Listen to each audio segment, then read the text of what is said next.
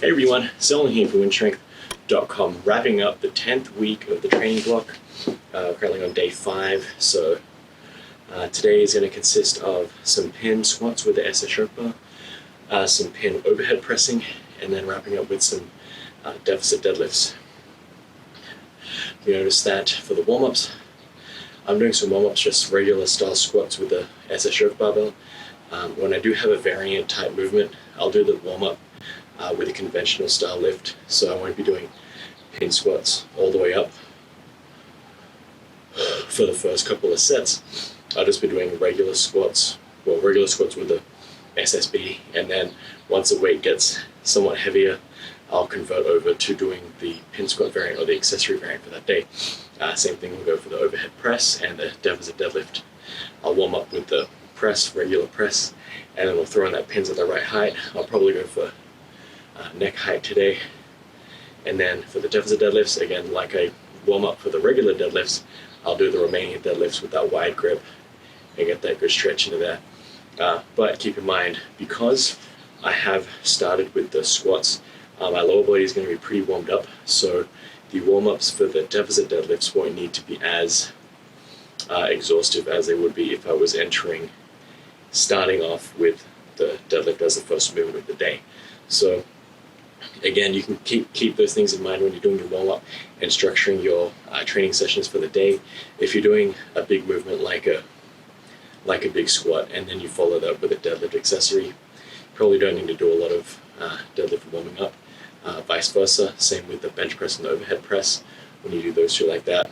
And if you're going to do smaller muscle groups, again, look at the warm-up that you've already done in the workout. So hypothetically, if I'm going to do some bench press for the day, and then later on that day I need to do some tricep work, even to extend some bicep work, triceps are going to be warmed up from all that bench pressing you've already done.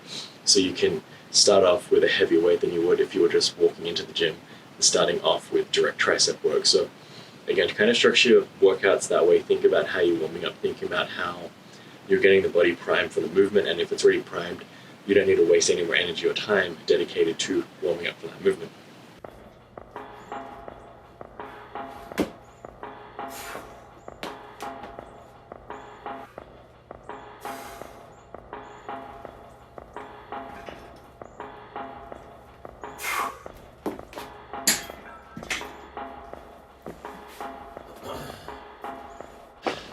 Okay, so I've adjusted the pins, as you can see, so that we can start getting that depth right. Usually you can mark it on your rack where the pin is, depending on how your shoes are and how you're feeling for that day. Also depending on the stance width that you're wanting to use that day. It can also affect how high or low you want that pin to be for the pin squats. For the most part, I would recommend setting the pin height to your regular depth squat height. That'll just get you the kind of best overall starting point for where you want to start the pause for the pins. Now, if you're dealing with sticking points throughout the movement, so if you're sticking at like quarter way up, find that point on the video and then set the pins to the setting just below that height so you can work through that sticking point. But if you don't have a sticking point, or you're just kind of trying to work as a general strengthening accessory movement for the squat, for the pins, I would always recommend to find the height where you're at a full depth squat, and then just go from there, because that's going to be your best overall way to set the pin height. It'll remove that momentum and that stretch reflex at the bottom of the squat and really force you to almost start from a dead stop, much like a pause. Again, don't bounce the barbell off of the pins. If anything, it's not good for your equipment, especially if you're at your home gym. Paid a lot of money for this. Don't bounce any metal on metal. It's generally a bad idea. So I wouldn't bounce it off the bottom, kind of removing the point of the pin squat. And then you really want to kind of set it down, and then generally there's going to be a little ding on the base as you rest the weight there. Wait for that to settle down, take like a second or a half second, and then squat up. Try not to fire up through the weight.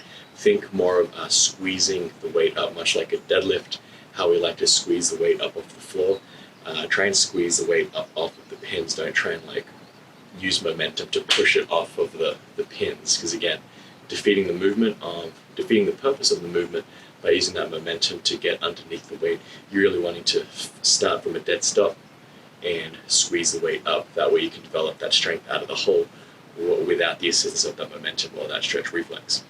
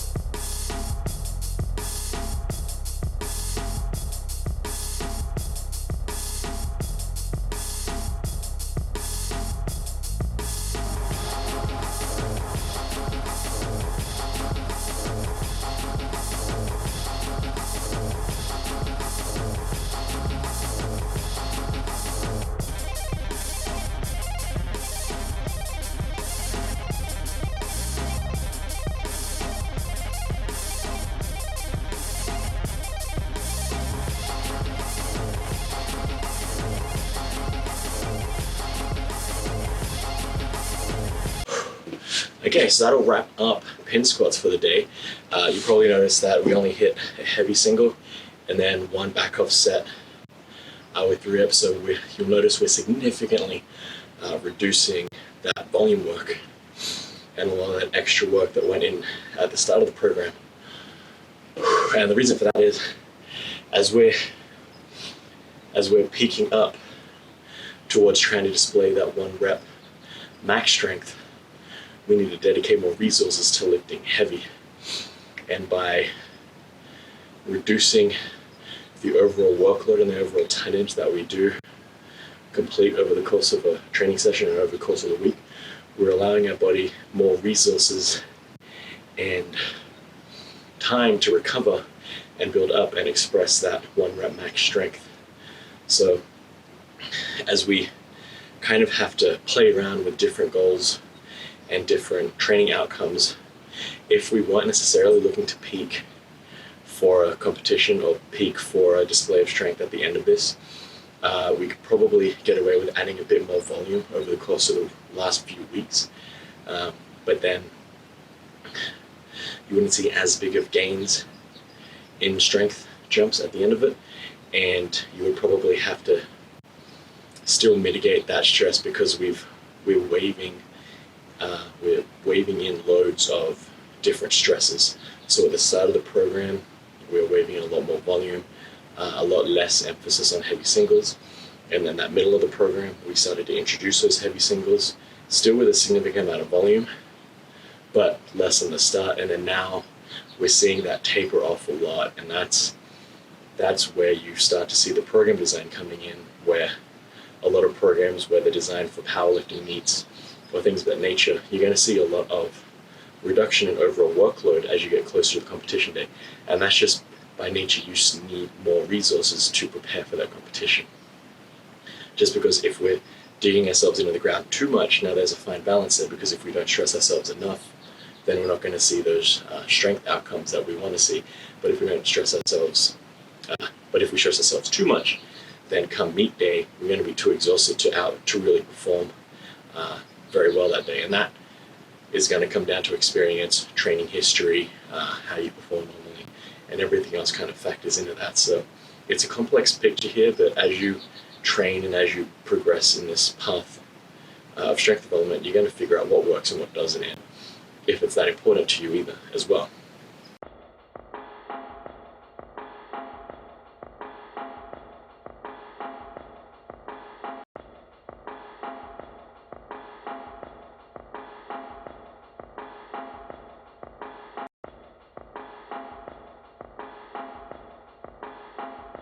So we're getting through our pin overhead presses. It's getting through the warm-ups. We just started doing some heavy, started to push it down to some singles so we can get up to our heavy single for the day. One thing to keep in mind when you are doing the pin overhead presses, much like the squat, well, much like the deadlift really, we're starting from the bottom, and we really need to create all that tension at the base of the press before we start pressing. Remember, you don't want to like punch the weight up.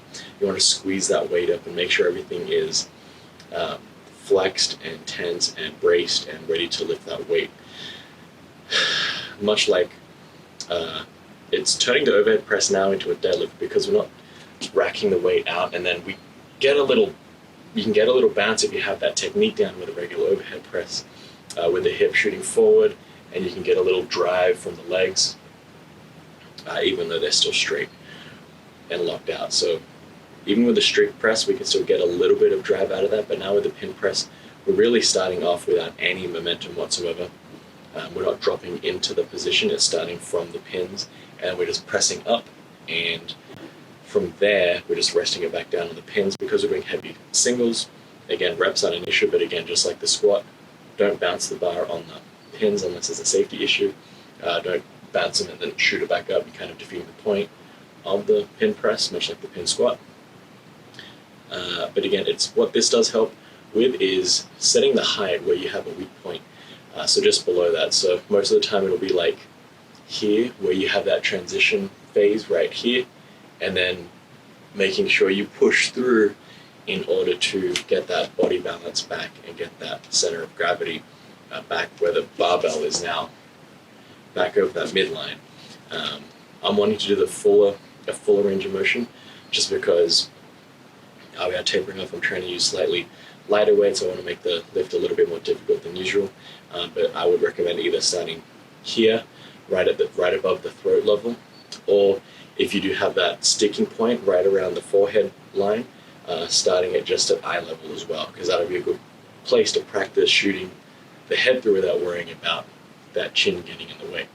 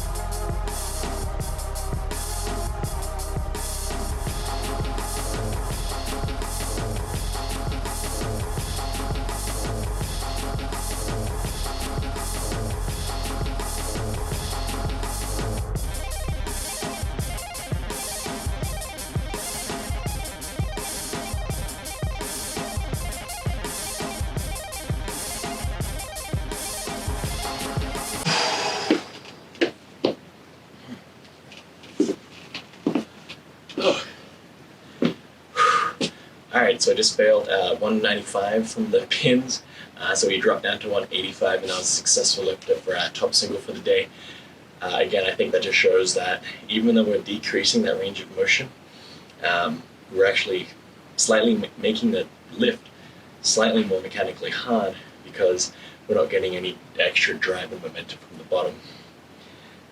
Or I'm just not used to this lift. We're also not using a belt as well. So there's a lot of factors going in here, but again, we've hit 185 for our top single. We're going to do our one back offset, and we're going to going to continue over to some deficit deadlifts.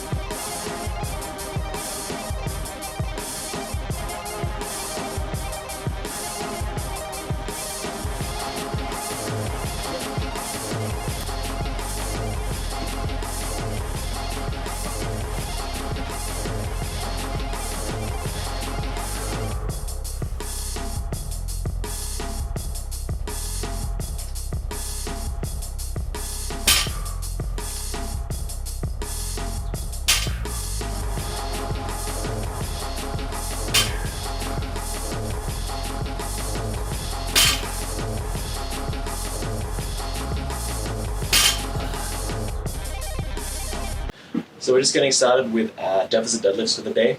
You notice I am just starting off with 135 pounds. Because we did do those squats earlier in the day, I don't think there's that big of a need to start with empty barbell for the deadlifts. Again, this will scale to your abilities, but there's probably maybe 30%, 20% of what we'll do today. Probably 30 to 40% actually. And rather than using the bumper plates to stand on, I'm trying to just stand on two steel plates. That way there's no ridges on the sides. We just have a flat surface to stand on, which I think is a bit more comfortable. That's the only reason why I would do that. Otherwise, stick to that bumper plate. Again, you don't want to go too tall with that deficit. I think 2 inches is a good height, because all we're really trying to do here is create a little bit more range of motion, make the lift slightly more difficult, so we have to use lighter weights, as well as work through that starting point. So by making the starting point lower than what it normally is, we're going to get that extra muscle in reserve and extra execution strength in reserve there, so that hopefully that transfers over to the regular height deadlift, so it feels like a shortened range of motion.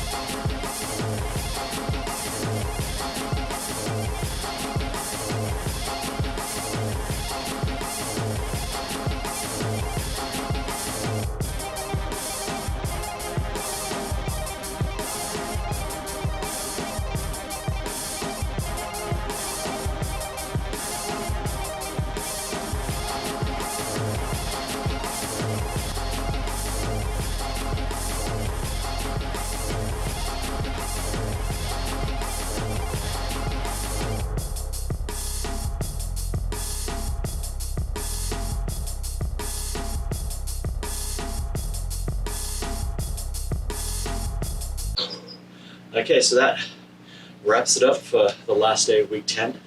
I know I said I wouldn't use straps for this training phase, but the main reason I was using straps today is because the knurling was just killing my hands. This dry weather is just causing havoc on the palms. Yeah, you just toughen up and lift through it, but sometimes you just got to use some lifting straps to get you through it. But we did, for our top set with the deficits, we did the same weight that we lifted last week, so 405 pounds for a set of 4. And then the back off set, 365. We actually, same weight, but we did add one extra set, so I guess the workload was more this week than it was last week, so improvement in that sense. And again, different ways to judge overload and improvement of the previous week. You either do more weights, more reps, or more sets, I guess. So we got that box checked with more sets this week. And again, you notice significant drops in volume. Today's workout only took like 75 minutes, so quite a reduction there in time frame. I'm not going to add any more extra work on top of this, just because I think I'm really wanting to dial in and fall in line with what the outcomes are going to be, especially since I did add in 2 extra days already. So adding in more workload on top of that I don't think is necessary at this point in time. But yeah, that'll wrap up week 10. I think week 10's going great. We did see some increases in strength on the squat, rep increases for the other lifts, not necessarily do 1 rep maxes, so a bit disappointing there. But again, we are showing some progressive overloading and some increases in strength over the previous weeks.